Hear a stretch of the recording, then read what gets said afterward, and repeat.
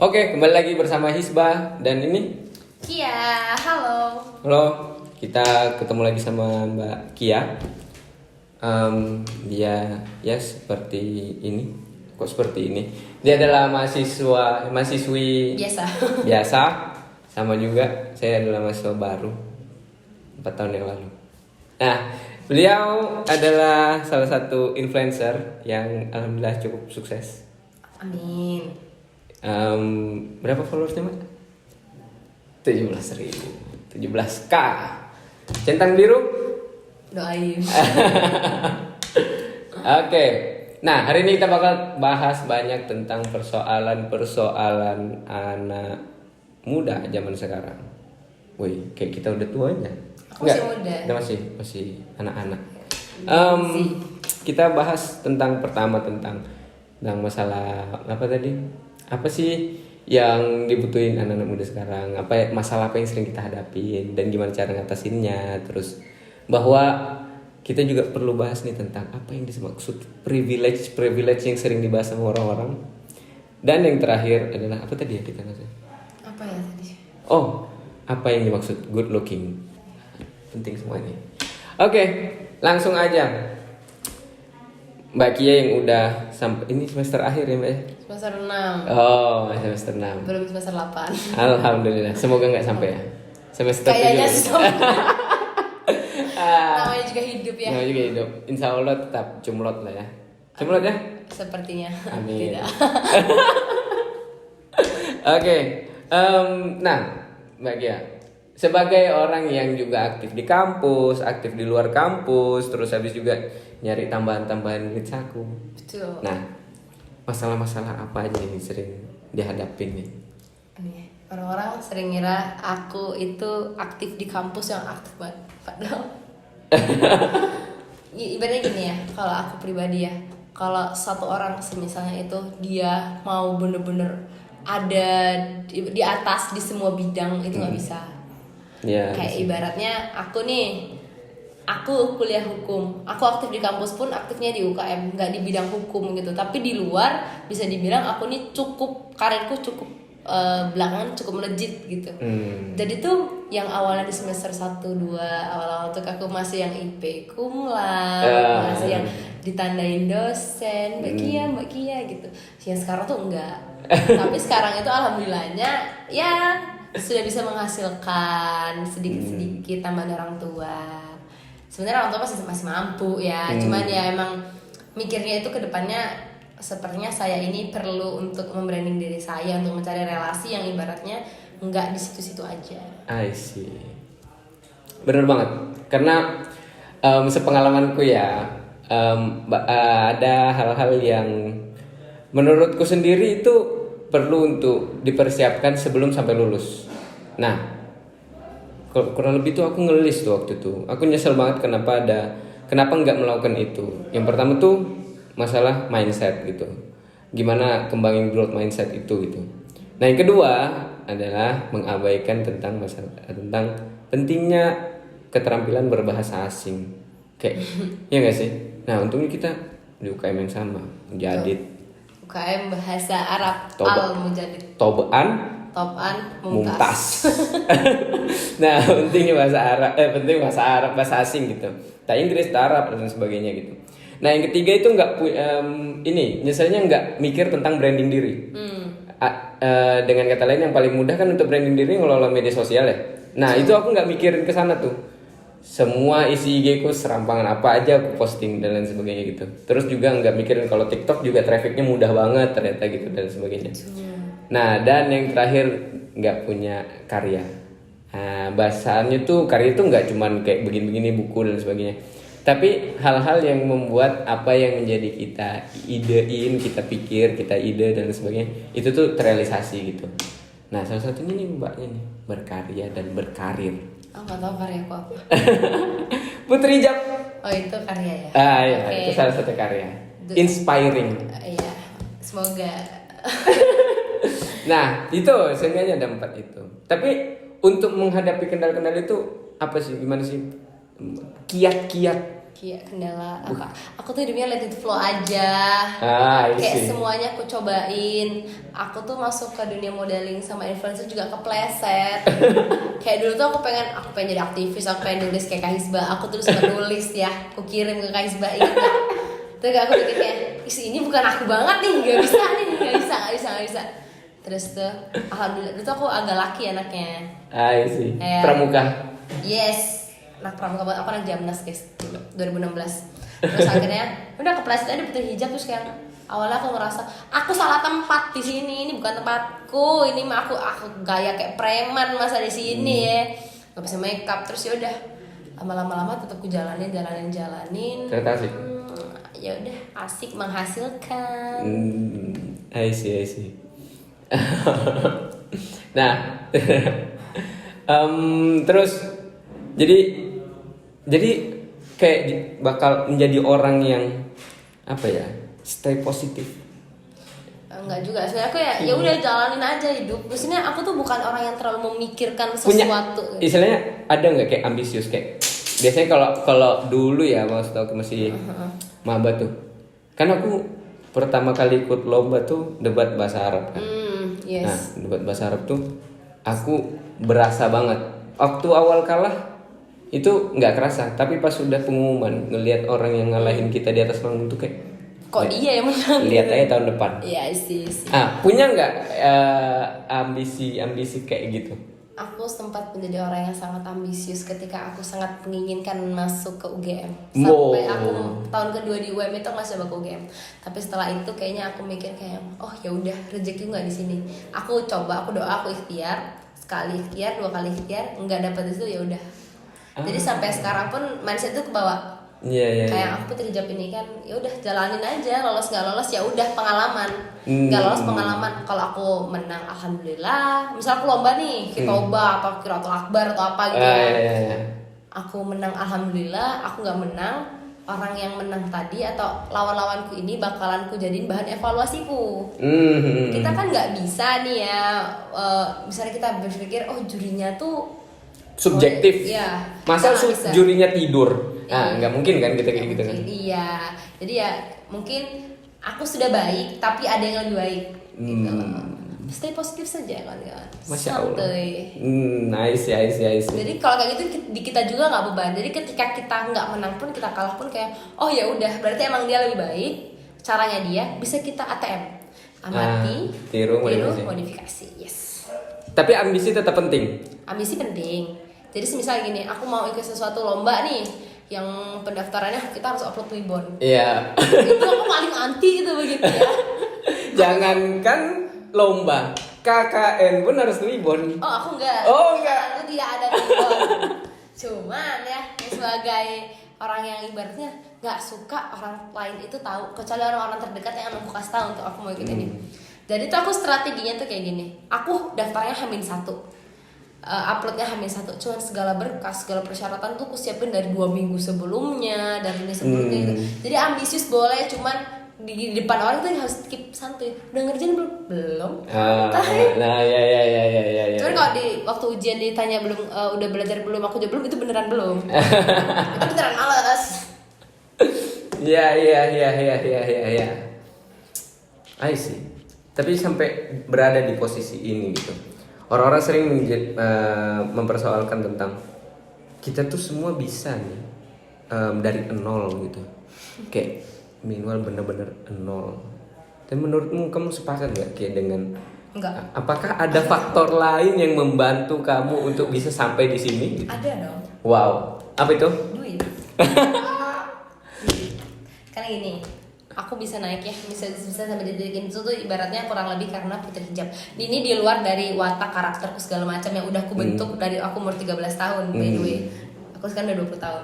Jadi aku masuk putri hijab itu of course ada biaya pendaftaran. Nice. Dana karantina. Pageant swasta itu tidak ada yang gratis. Ini segala informasi aja buat teman-teman yang berharap kayak ikut pageant ini disponsorin gitu. Enggak semuanya seperti itu. Dana berjuta-juta saya berangkat ke Jakarta buat grand final, persiapan segala macam pakai duit. Dibiayain kampus gak tuh? Enggak. Saya mandiri. untuk kampus saya siapa tahu. Iya, Mbok ya. Oh ya. Apresiasi lah minimal. Kalau aja nggak apa-apa. Nggak apa-apa nggak dikasih duit. Nggak apa-apa. Buat akre lo ini. Lumayan loh buat akreditasi. Oke. Oh berarti memang ada beneran privilege tuh bener-bener pengaruh ya. Pengaruh Zai. Ibaratnya yang ngebentuk otakku sampai ada di pemikiran kayak gini, aku bisa punya berpikir aku kedepannya setelah lulus aku nggak mau di bidang hukum, aku mau di bidang NGO. Aku ikut MUN, aku ini, aku itu dari orang tua aku. Emang orang tua aku udah di bidang itu gitu loh. Beda sama orang lain yang benar-benar kayak dari keluarga yang mungkin sedikit berbeda gitu ya. Kayak aku pengen kerja di ini, pengen kerjanya ke sini, tapi mereka nggak punya relasi. Mereka nggak, ibaratnya ilmu yang dari orang tua aku, yang aku setiap mereka meeting ke hotel terbesar aku diajak nginep di sana, mereka meeting aku ada duduk di belakang di ruang meeting, aku ngelihat caranya berkomunikasi, caranya berdiskusi, aku belajar ya, ibaratnya itu udah tertanam karena menjadi kebiasaan. Beda sama orang-orang yang emang kayak dari nol banget, ada yang berhasil ada, cuma coba dilihat lagi gitu loh. Dan itu istilahnya berapa per berapa gitu ya kan? Berapa sama yang emang sudah ada di bidang itu gitu. Jadi nggak bisa ya kita terlalu percaya tentang orang-orang yang kasih motivasi kamu bisa dari nol. Realistis aja.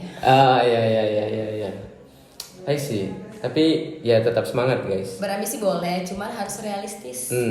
Nah makanya ada nih menarik tuh tentang yang sering digandrungi sama anak-anak zaman sekarang ya, tentang stoik dan bla bla bla. Nah itu tuh fun fact-nya adalah bukan tentang bagaimana kita jadi bodo amat, tapi itu tentang gimana caranya ngerealisasiin harapan yang sudah kita gantung. Nah kadang kita tuh sering banget dikecewain sama ambisi ya nggak sih? Betul. Nah kadang kita tuh nggak bisa bedain tentang angan-angan, impian sama harapan. Nah padahal gimana caranya kita nggak kecewa berat dan lain sebagainya? Ya orang bilang nggak usah berharap, tapi di sisi lain harapan juga perlu kan. Kayak, aku pengen jadi kayak gini, aku pengen jadi itu, kayak tadi sama Kia bilang. Nah tapi yang penting dari itu adalah gimana caranya kita nge-range nih kira-kira untuk bisa kayak gini perlu apa ya? Nah kita butuh apa ya? Hal-hal apa nih yang dibutuhin? Nah sehingga kayak misalkan privilege itu kurang gitu. Nah gimana cara siasatinnya tuh? Ya nggak sih? Kayak memang privilege itu ada, faktor X bernama privilege itu ada. Tapi kita memang nggak bisa juga benar-benar dari nol. Cuman yang perlu diupayakan adalah tentang gimana caranya mensiasati itu biar ada ya nggak sih? Betul. Kayak misalkan kadang tuh sering banget teman-teman kita, khususnya anak-anak yang digerak di dunia kreatif ya, masalah tentang budget dari klien gitu. Nah itu kan, tapi di sisi lain kita juga perlu untuk melakukan negosiasi dan kompromi gitu kan. Soalnya kan kita butuh exposure. Nah dan kita nggak juga bisa langsung mengalahkan orang-orang yang udah punya endorsement dan lain sebagainya. So harus negosiasi dengan kondisi itu. Istilahnya harus ada yang kayak dalam tanda petik dikorbanin, karena kita butuh sesuatu yang memang kita nggak punya nih. Nah itu aku sepakat banget. Jadi stoikisme tuh bukan untuk bagaimana bodo amat dengan keadaan, tapi ngerealisasikan apa yang kamu harapkan. Lebih ke menjadi realistis ya. That's right, sepakat. Nah tentang ini nih kan Mbak Kia. Kia kan putri hijab dan lain sebagainya. Pasti orang bicarain tentang good looking dan lain sebagainya. Oh kamu boleh, kamu bisa nih, pasti karena good looking. Kalau kamu good looking kamu aman. Itu sepakat nggak sih dengan itu gitu? Atau kamu punya apa pandangan sendiri tentang good looking tuh apa sih? Looks good tuh kayak gimana? Sebenarnya nggak semua orang cantik itu bakal dianggap good looking. Aku tuh awal ikut putri hijab karena kelakuanku masih sedikit preman, kayak emang lo bisa? Ketawa nih orang-orang kayak seorang Kia ikut putri-putrian, seorang Kia ikut putri-putrian. Aku sampai ketemu sama temanku beberapa orang kayak gini. Gue kaget ya, lo tiba-tiba begini. Sejak kapan lo begini kayak gitu? Jadi sebenarnya kalau ngomong tentang good looking itu lebih ke apa ya? Kita nggak bisa soal muka gitu nggak, tapi penampilan kita, kelakuan kita tuh bakal dinilai. Muka lo cantik, kelakuan lo kayak preman gitu, orang juga nganggapnya kayak yang emang dia bisa. Ngeganggu nah ya? gitu. good looking tuh nggak semua tentang muka guys. I see. Nggak cuman tentang skin tone. Skin tone nggak semua orang putih. Salah. Takut salah ngomong nih. ngeri ntar viral. Nggak semua orang cantik itu, semua orang cantik, tapi nggak semua orang itu berkulit putih. Maksudnya beauty standar di Indonesia nih masih dengan mindset yang orang cantik tuh putih gitu. I see. Ya bener sih. Kalau lihat di apa banner-banner ini pasti itu. Iya. Sekarang kan banyak tuh skincare kayak brightening, whitening gitu ya. Kayak padahal ya udah muka mah bersih aja. Ya. Skincare perlu kok, cuman kayak jangan terlalu terobsesi untuk menjadi putih karena berpikir menjadi putih akan menjadi cantik. I see. Be yourself aja. Ya, nih I'm not perfect. Oh yes. But I am always myself. Perlu lihat. Ya, terakhir tentang apa tadi tuh? Lupa gue. Oh iya. Nah, setiap kita punya apa yang pernah dilewatin nih. Nah, si Kia sendiri punya pengalaman menjadi orang yang dalam quotes on quotes ya, nakal. Enggak. Atau kayak bebal atau bandel dan lain sebagainya. Of course pernah. Sebenarnya kalau nakal ini banyak arti ya. That's right. Ini. Cuman kalau aku pribadi itu emang anaknya rebel banget. Ya. Suka berpikir di luar Nailah. yang orang pikir. Apa tuh? Di luar nalar. Oh iya, di luar Nurul. Di luar Nurul nggak habis fikri kan? Di luar Haikal. Oke. Jadi kayak ibaratnya ya dibilang nakal. Contoh kecil lah. Dulu aku anak asrama kan, SMA anak boarding school. Aku tuh bisa seminggu gak masuk sekolah. Aku bolos ke rumah temenku yang beda sekolah padahal aku anak asrama.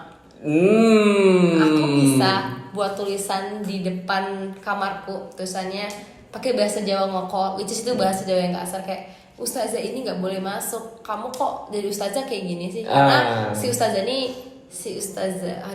itulah dia tuh ngelakuin mukul gitu loh, mukul anak-anak asrama nggak nanya dulu kan, gitu kan. Nggak tabayun. Yes, nggak tabayun dulu gitu. Dia nanya kan, ini cerita sedikit pengalaman ya. Dia nanya, Kia masuk kamar, buka aja nih kagak ada sopan-sopannya emang. Mau masuk kamar, Kia kamu sholat maghrib di jamaah nggak di masjid? Enggak lah, gue lagi haid, gue juga enggak dong.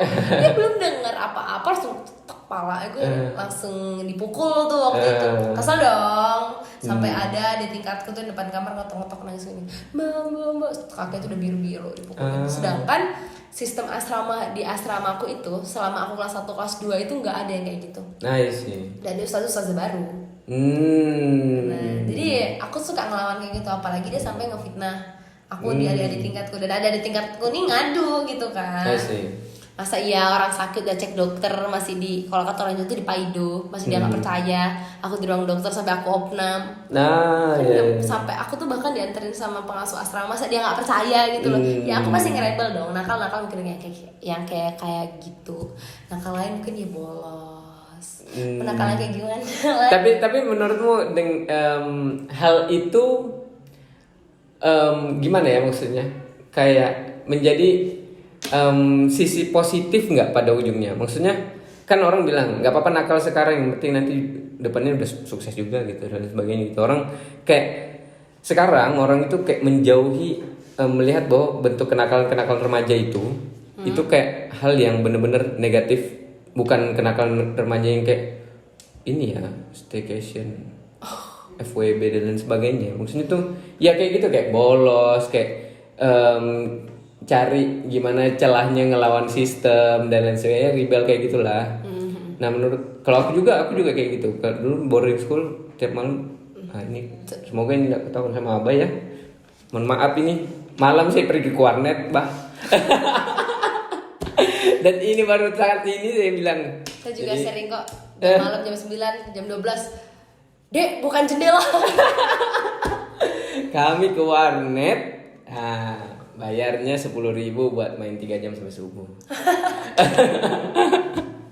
Warnet tuh zaman tahun berapa ya? 2012, masih zaman FB, Point Blank dan Audio Dance Audition, main game online. Wajar. Ya. Tapi menurutmu apakah itu sangat di dalam lini kehidupan? Nah, itu kayak benar-benar membentuk pribadi si Kia ini nggak? Maksudnya kayak itu pengalaman yang mungkin bagi orang itu nggak boleh ada, tapi menurutku itu cukup bermakna deh.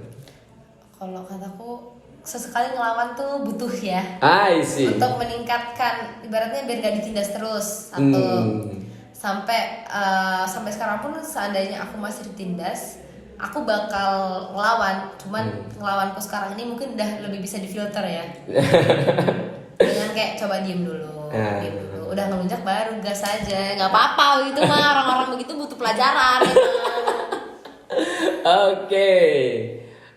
Sebelum menutup tentang kita bicara tentang anak muda, privilege dan good looking, gitu kan? Aku pengen tanya tentang sebenarnya menurut kan kita kadang-kadang kita tuh pengen kayak ya udah go with the flow aja, nggak usah ikut ambisi gitu kan. Tapi menurutmu apakah punya mimpi kayak suatu ketika aku harus kayak gini, itu penting gak sih? Itu penting, tapi itu ibaratnya gini, kita punya mimpi itu di sini. Nah, kita itu pas kita udah ada di sini, kita nggak sampai ke sini, kita jadi ngerasa gagal. I see. Ibaratnya apa sih ada tuh peribahasa, bermimpilah setinggi langit agar kau jatuh di antara bintang-bintang ya. Oh asik, asik quotes of the day. Yo iya, tuh kayak lu boleh nih mimpi, cuman realistis gitu. Mimpi itu boleh buat jadi patokan. Oh, aku tuh harus kayak gini untuk mengarah ke sini. Kalaupun aku nggak sampai di mimpi itu, setidaknya aku udah ada di step yang ini. Gitu. Sih. Dan nggak perlu kita nge-compare. Oh, banyak nih orang yang udah sampai situ gitu kayak. Kadang mimpi kalian tuh ketinggian juga, bangun say. Oke, guys, jadi bermimpilah yang tinggi. Agar jatuh di antara bintang-bintang. Agar jatuh di hatiku enggak. Quotes of the day. Terima kasih buat teman-teman yang udah menyaksikan obrolan Hisba dan Kia. Sampai ketemu di episode selanjutnya. Terima kasih buat Kia udah mau datang ke sini. Kami baru pindahan jadi dekornya belum kayak gini gitu. Tapi kalau udah bagus undang aku lagi. Oke. Siap. Jangan lupa like, comment, and subscribe. Assalamualaikum warahmatullahi wabarakatuh. Bye bye.